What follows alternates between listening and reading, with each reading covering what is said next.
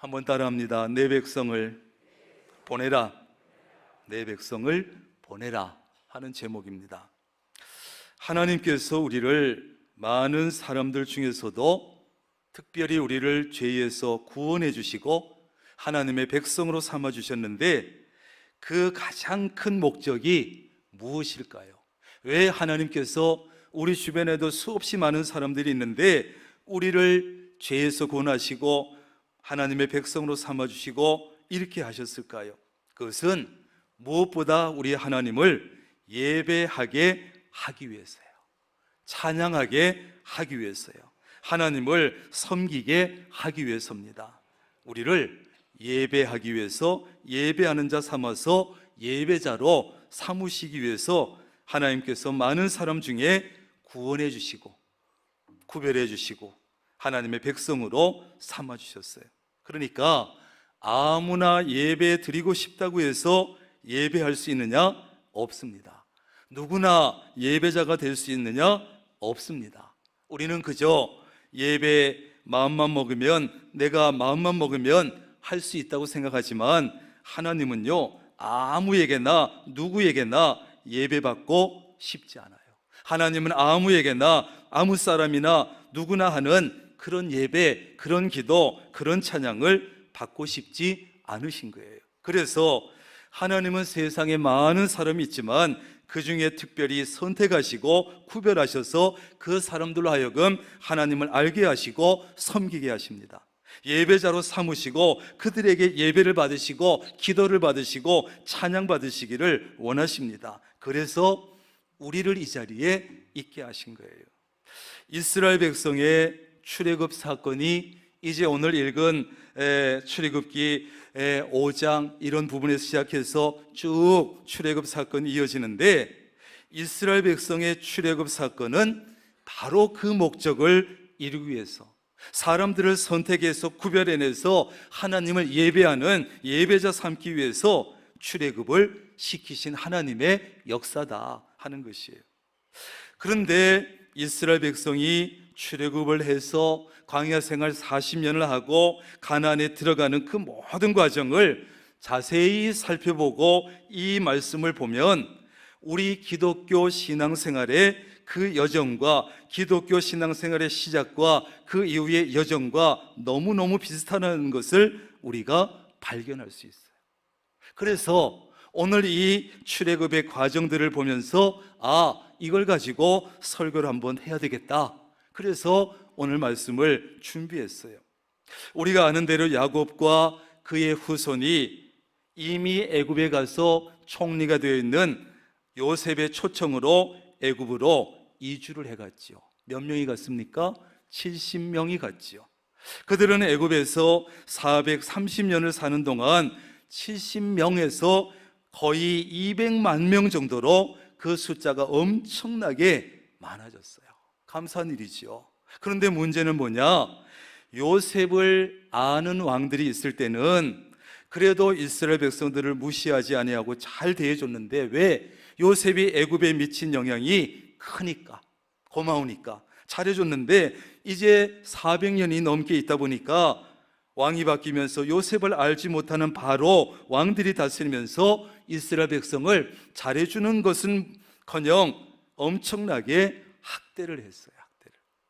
그제야 이스라엘 백성은 잊어버렸던 하나님을 기억해내고 하나님께 부르짖기 시작했어요. 그러자 하나님께서 말씀하십니다. 내가 내 백성의 고통을 보고 부르짖음을 듣고 근심을 알았으니, 따라합니다. 시작. 고통을 보고 부르짖음을 듣고 근심을 알았으니 내가 애굽인의 손에서 건져내고 인도하여 젖과 꿀이 흐르는 땅 곧 가나안으로 데려가겠다. 이렇게 말씀하셨어요. 여러분, 가나안은요, 영적으로 보면 천국을 의미해요. 여러분, 우리가 믿는 하나님은 우리의 고통을 보시는 분입니다. 우리의 고통을 보시는 분입니다. 우리의 부르짖음을 들으시는 분입니다. 우리의 근심을 아시는 분입니다. 뿐만 아니라 우리를 그 고통에서 건져주시고 우리의 부르짖음에 응답하시고 우리를 근심을 해결해 주시는 분이에요. 이것이 우리는 분명한 이것에 대한 믿음이 있어야 돼요. 그러므로 우리의 고통과 근심거리를 가지고 혼자서 골방에 들어가서 끙끙 앓고 있으면 됩니까? 안 됩니까? 안 됩니다. 그럼 어떻게 됩니까? 하나님 앞에 나의 걱정과 근심과 어려움과 힘든 것을 다 쏟아놓으면서 부르짖어야 되는 거예요. 따라합니다. 부르짖자. 하나님은 우리가 굳이 부르짖지 않아도, 우리가 얘기해 주지 않아도 하나님은 모르시는 분이 아니에요. 전지전능하신 하나님께서 모를 리가 없지만 하나님은 우리의 입을 통해서, 우리의 목소리를 통해서 우리에게 직접 듣기를 원하시는 거예요. 하나님과 우리의 관계를 부모와 자식과의 관계로 가끔씩 표현하는데, 여러분 생각해 보세요. 내 자식이 있는데, 자녀를 기르는데, 자녀가 내가 볼 때 분명히 어려움이 있어, 힘든 게 있고 돈도 필요한 것 같아. 그런데 도무지 부모에게 말을 하지 않고 문 콩 닫고 들어가서 지 혼자서 끙끙 앓고 있어. 그러면 부모의 마음이 좋아요, 안 좋아요? 안 좋습니다. 저 녀석이 뭐 불만이 있나? 나를 못 믿나? 별로 마음이 좋지 않아요. 그러나 와서 부모님께 이런 내가 걱정이 있고, 내가 돈이 이만큼이 필요하고, 근데 우리 집 형편 생각하니까 참 얘기를 못 꺼내고 이러고 있다. 그럼 부모는 최선을 다해서 자녀를 돕는 거예요. 도와주는 것도 의미가 있지만 그런 시간들을 통해서 부모와 자식이 얼굴을 마주하고 교제하게 되고 대화하게 되고 그 사랑이 깊어지고 이렇게 되는 거예요.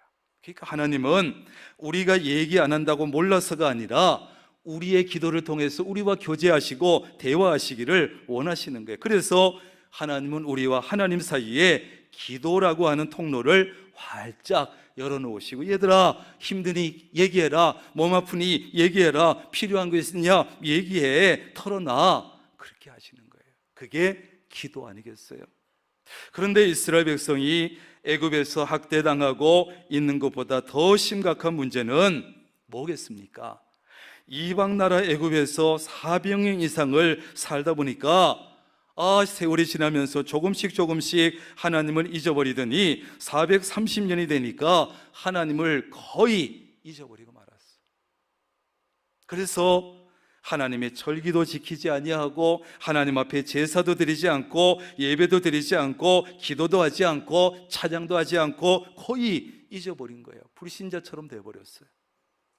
여러분, 우리가 인생을 살면서 어떤 어려움을 당하고 고통을 당하는 것보다 더 심각한 문제는 뭐냐?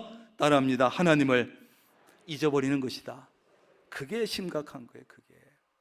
우리는 아프면 아픈 것만 바라보고 고통스러우면 고통만 바라보지만, 그보다 심각한 것은 그런 일들을 통해서 하나님을 잊어버리는 거예요. 어떤 일로 인해서 신앙생활을 하지 아니하게 되고, 신앙생활이 멈추어지게 되고, 예배를 드리지 않게 되고, 기도를 하지 아니하게 되고, 찬양이 끊어지고, 이게 심각한 것이에요. 그런데 지금 이스라엘 백성에게 바로 그러한 상태가 계속 되고 있었습니다. 우리는 그런 상태가 되지 아니하도록 최선을 다해서 미리 예방하고 노력해야 되고, 그런 상태가 혹시 되었을 때는 어떻게 하든지 거기서 빨리 빠져나오고 회복시켜야 합니다.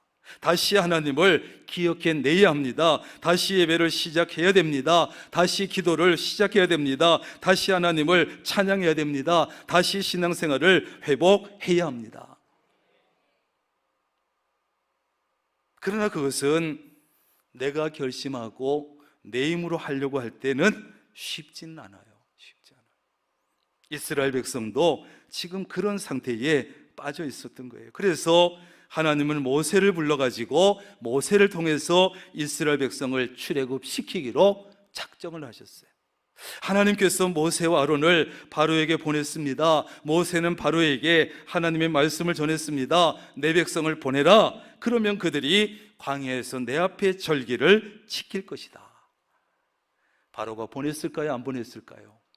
안 보냈습니다. 단번에 거절했습니다.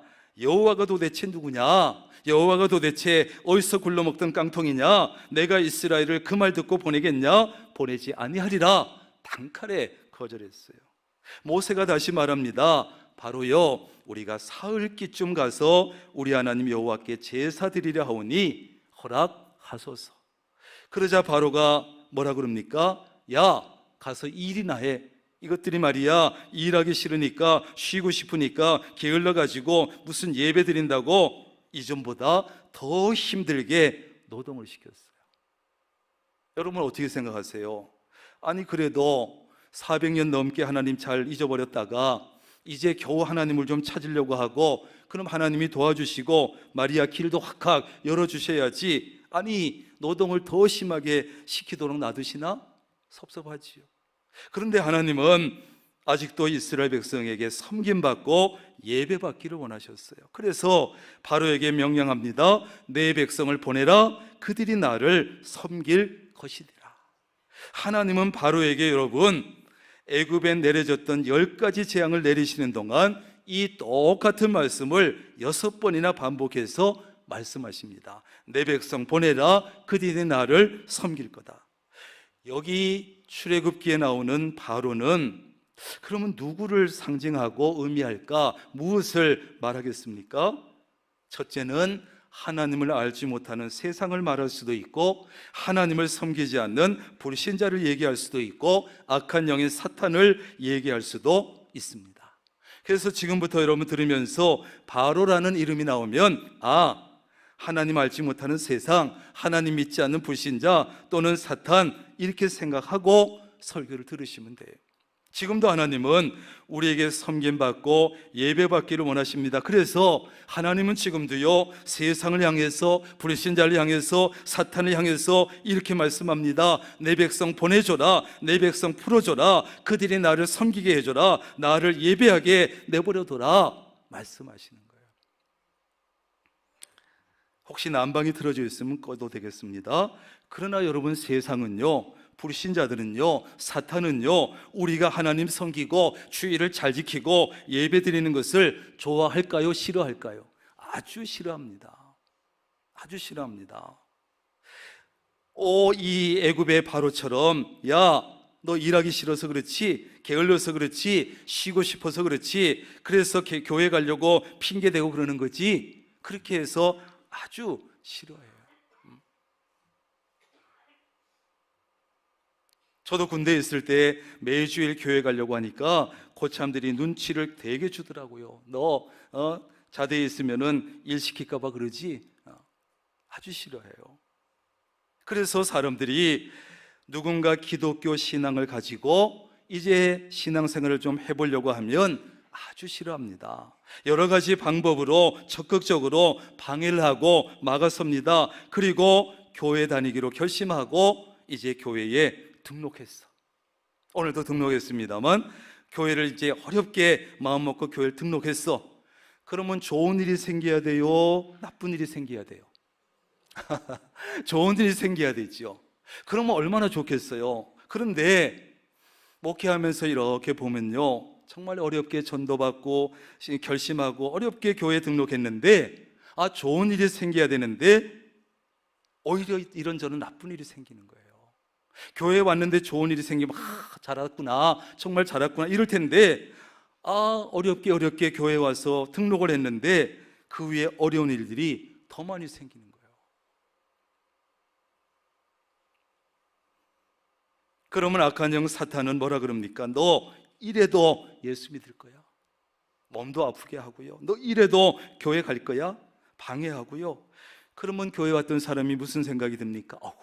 이거 내가 종교를 바꿔서 그런가? 내가 교회에 와서 이런가? 내가 교회 다니는 거 중단해야 되나? 이런 생각 들지 않겠습니까? 여러 가지 생각이 들고 고민하고 갈등하다가 슬그머니 그만두는 분들이 있어요. 겁이 나잖아요, 누구나. 지금까지 그래도 괜찮았는데 교회 오고 나니까 어려움이 더 생기는 거야. 여러분, 그래도 따라합니다. 포기하지 말자. 사탄의 역사인 것을 알아채고 그러한 시기를 잘 넘길 수 있기를 바랍니다. 그래야 정말 귀한 것을 우리가 받을 수 있어요. 그리고 우리가 신앙생활, 이미 교회에서 신앙생활 하고 있던 사람들은 이제 신앙생활을 좀 잘해봐야지, 주일도 좀 철저하게 지켜야지, 예배도 좀 잘 드려야지, 더 잘 드려야지. 그러면 세상은, 불신자들은, 사탄은 좋아해요, 싫어해요? 아주 싫어해요. 우리를 쉽게 놓아주지 않습니다. 바로처럼 어떻게 하든지 우리가 신앙생활 잘하지 못하도록, 예배 잘 드리지 못하도록 방해하고 핍박하고 붙잡고 늘어집니다. 몸을 아프게도 하고 피곤하게도 하고 바쁘게도 하고 정신없이 만들어서 신앙생활 못하게 합니다. 우리는 오늘 바로에게서 그런 모습을 계속 볼 수 있을 거예요. 하나님을 섬기고 예배하겠다는 이스라엘 백성을 끈질기게 악착같이 보내주지 않습니다. 여러분, 지금도 세상은요, 불신자들은요, 악한 사탄은요, 그렇게 하고 있습니다. 하나님을 섬기고 예배하는 것을 다양한 방법으로 방해합니다. 적극적으로 막습니다. 그러나 물리쳐야 합니다. 이런 영적인 전쟁은 마지막 때까지 계속될 거예요. 여러분, 신앙생활 열심히 하려고 마음먹으면 막 좋은 일만 있을 것 같아요? 그렇지 않습니다. 이 영적인 전쟁에서 여러분 반드시 승리하시기를 바랍니다. 이겨내야 돼요.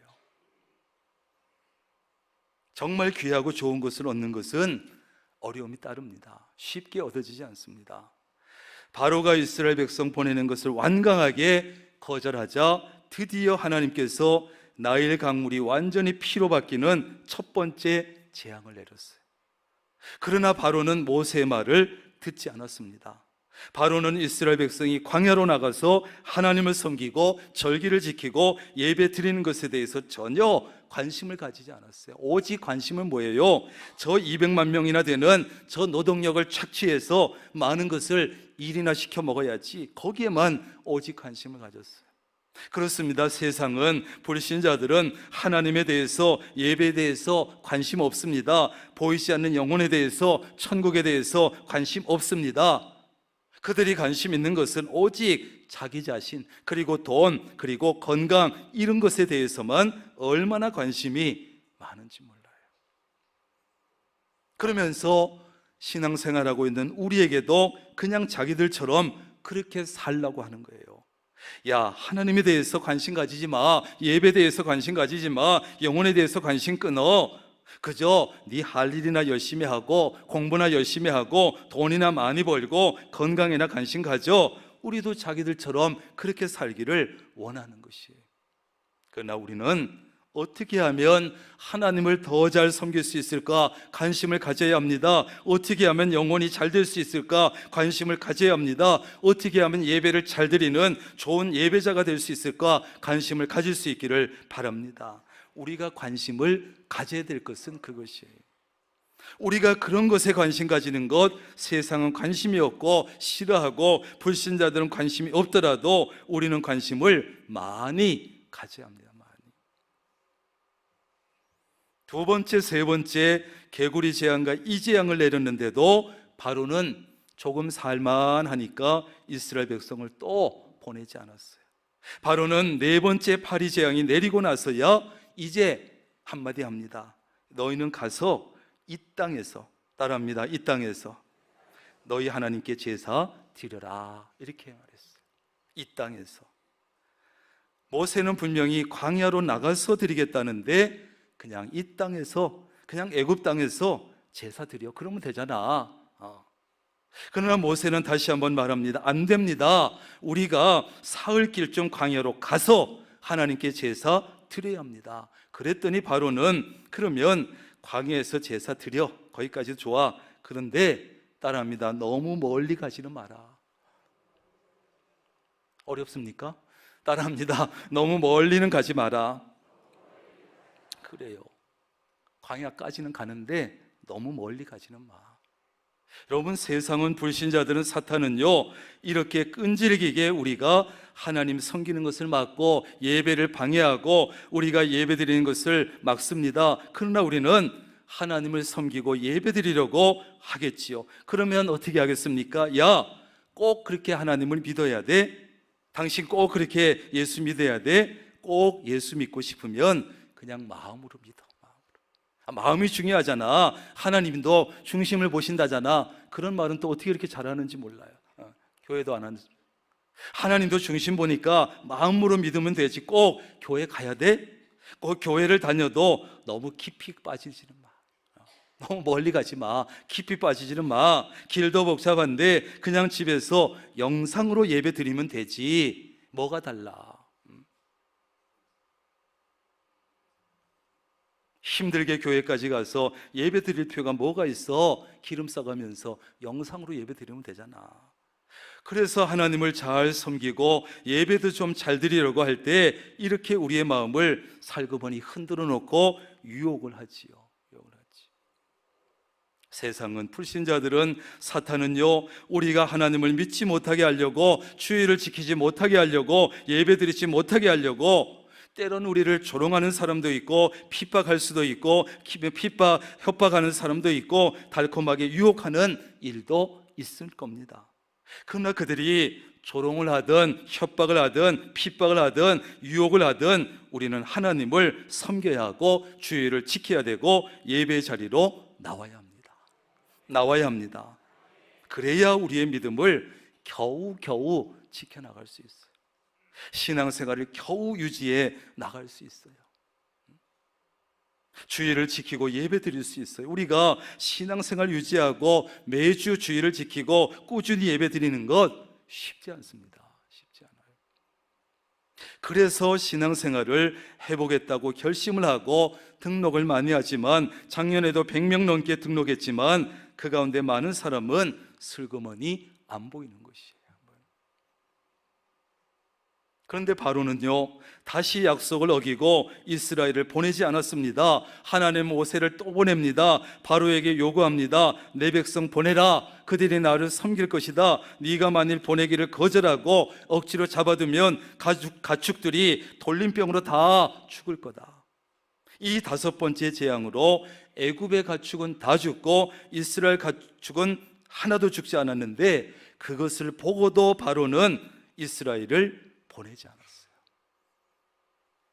다시 6번째 악성 종기 재앙으로 사람과 짐승들이 다 큰 고통을 겪었습니다. 그래도 바로는 이스라엘 보내지 않았습니다. 이제 하나님께서 우레소리와 우박을 내리고 불을 내리고 7번째 재앙을 내립니다. 엄청난 천둥소리와 함께 불덩이가 우박에 막 섞여가지고 내렸습니다. 마치 전쟁터를 방불케 했을 거예요.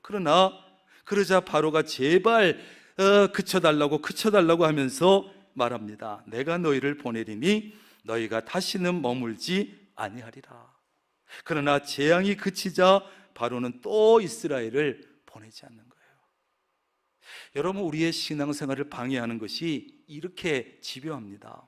하나님은 다시 모세를 바로에게 보내서 말씀합니다. 내 백성 보내라. 그들이 나를 섬길 것이다. 바로의 고집도 대단하지만 여러분, 하나님은 더 대단하신 것 같아요. 포기하지 않습니다. 많은 사람 중에 택한 사람을 구원하시는 그 하나님의 노력이 대단합니다. 이번에는 바로의 신하들까지 나서서 바로요, 이스라엘 백성 보내줍시다. 모세가 바로에게 말합니다. 우리가 여호와 앞에 절기를 지켜야 하기 때문에 남녀노소와 양과 소를 데리고 가야 합니다. 그러자 바로는 그럴듯하고 솔깃한 타협안을 제시했습니다. 그래, 정 그러면 어린아이들과 양과 소는 남겨두고 너희 장정만 가서 예배 드리면 되잖아. 이렇게 세상은, 불신자들은요, 사탄은 우리가 하나님을 섬기고 주의를 지키고 예배를 드리고 할 때 막을 때도 있지만 막다가 안 되면 타협안을 제시합니다. 막다가도 안 되면 타협안을 제시해. 그래, 네가 꼭 신앙생활 하겠다면, 당신 신앙생활 꼭 하겠다면 아이들은 놔두고 그냥 당신만 신앙생활해. 어른들만 신앙생활해. 아이들도 인격이 있는데 자기들의 선택을 존중해야지. 종교는 강요하면 안 돼. 교회 꼭 가고 싶으면 당신만 가고 주일에 딱 한 번 가야 돼. 그 이상은 안 돼. 당신은 교회 가고 싶으면 가. 그런데 나는 건드리지 마. 이렇게 얘기하죠. 교회 다니지 않는 남편들이 이런 타협안을 잘 내놓지요. 나는 건드리지 마. 그러나 신앙생활은 여러분, 남녀노소 모두가 온 가족이 애나 어른이나 다 해야 합니다. 신앙생활은 부모가 자녀 대신 해줄 수가 없습니다. 바로는 모세가 이 타협안도 받아들이지 않자 이스라엘 백성을 보내지 않습니다. 그래서 하나님이 8번째 재앙, 메뚜기 재앙으로 사람 먹을 것을 싹 먹어치우게 했어요. 그러나 바로는 이스라엘 백성을 이번에도 보내지 않습니다. 그러자 하나님은 9번째 흑암 재앙으로 바로 앞에 사람도 보이지 않을 정도로 애굽 땅 전체를 새까맣게 흑암으로 뒤덮었어요. 그러자 바로가 2번째 타협안을 내놓습니다. 그러면 너희 가서 여호와를 섬겨. 너희의 양과 소는 그런데 데려가지 마. 너희 어린 자녀들은 데려가되 양과 소는 머물러 둬. 모세가 말합니다. 안 됩니다. 여호와께 제사 드리려면 양과 소가 필요합니다. 번제물이 있어야만 합니다. 말하지요. 여러분, 우리는 솔깃한 타협안에 흔들리지 말아야 돼요. 따라합니다. 흔들리지 말자. 얼마나 솔깃합니까? 어른 애들, 그래도 사람들은 다 가서 제사 드리게 하니까 아이고 이것만 얼마나 감사한가. 그러나 타협하지 않았어요. 우리가 하나님을 섬기고 예배자가 되려고 할 때, 신앙생활을 시작하려고 할 때 세상과 불신자들은, 사탄은 마지막으로 물질적인 부분을 가지고 방해하고 마음을 흔듭니다. 좋아, 네가 교회 다니겠다면 그것까지는 막지 않을게. 그런데 교회에 헌금은 하지 마. 어떤 분들은 돈 없으면 교회도 못 다니겠네, 그런 말 하는 분들이 간혹 있어요. 아닙니다. 여러분, 솔직하게 얘기해서 신앙생활을 못하는 것은 돈이 없어서가 아니라 마음이 없어서 못하고 믿음이 없어서 못하는 것이죠. 교회 밖에서 무슨 개모임, 동창회 뭐 하나 모임을 해도 다 회비를 내면서 이상하게 교회에다 헌금하는 것은 굉장히 부정적이에요. 그러면서 뭐라 그래요? 교회는 어려운 이웃을 도와야지, 교회는 어려운 일이 있으면 막 도와야지. 앞뒤가 맞지가 않아요. 교회가 무슨 은행입니까? 돈 찍어냅니까? 다 헌금으로서 하는 것인데, 한쪽에서는 헌금을 굉장히 부정적으로 보면서 한쪽으로는 교회가 어려운 이웃을 도와야 된다 그래요. 무엇보다 헌금은 여러분, 하나님의 은혜가 너무 감사해, 내게 주신 은혜가 너무 감사해서 자원해서 자발적으로 드리는 것입니다. 건전한 목회자, 건전한 교회는 헌금을 강요하지 않습니다. 그리고 하나님께서 내게 주신 많은 것 중에 적은 것을 구별해서 감사함으로 드리는 것이 헌금의 정신입니다. 바로는요, 각 가정의 장자와 가축의 첫 새끼까지 죽이는 이 마지막 재앙을 내리고 나서야 이스라엘 백성과 남녀노소와 양과 소와 모든 가축까지 다 보내줬어요. 쫓듯이 보냈어요. 그런데 이 마지막 부분에 참 재밌는 것은요, 출애굽할 때 이스라엘 백성이 애굽 사람들에게 은과 금과 폐물을 요구합니다. 하나님이 시켰어요. 그런데 신기한 것은 그들이 이스라엘이 요구하는 대로 다 내주면서 빨리 가라고, 빨리 가기만 하라고. 그래가지고 여러분, 이스라엘 백성은 사람도 가축도 폐물까지 다 챙겨가지고 나와요. 우리가 신앙생활 하려고 할 때 세상과 불신자들과 사탄이 막고 방해하고 그럴듯한 타협안을 제시하면서 우리의 마음을 흔듭니다. 신앙생활을 시작하고 나서도 신앙생활을 제대로 하지 못하도록 방해합니다. 주의를 지키지 못하고 예배드리지 못하도록 이런저런 모양으로 끊임없이 방해합니다. 그러나 우리가 그 모든 것을 물리치고 이겨내면 하나님께서 우리의 영혼을 구원해 주실 뿐 아니라 우리에게 건강도 주시고 물질 생활도 채워주실 줄로 믿습니다. 영혼이 잘 되고 범사가 잘 되고 강건하게 되는 이 은혜와 복을 주시는 줄로 믿습니다.